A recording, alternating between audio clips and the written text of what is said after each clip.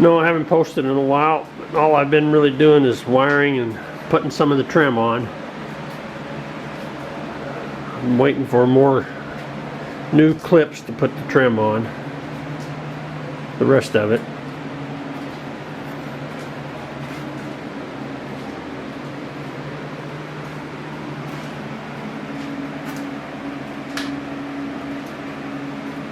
Got the belt line to do around the bottom of the windows and around the top. And then I need those clips up there. Put the door trim on.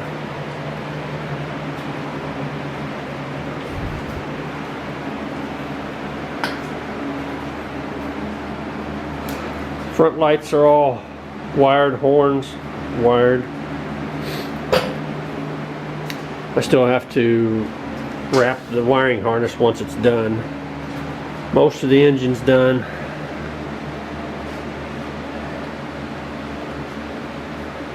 And I haven't started on the dash yet.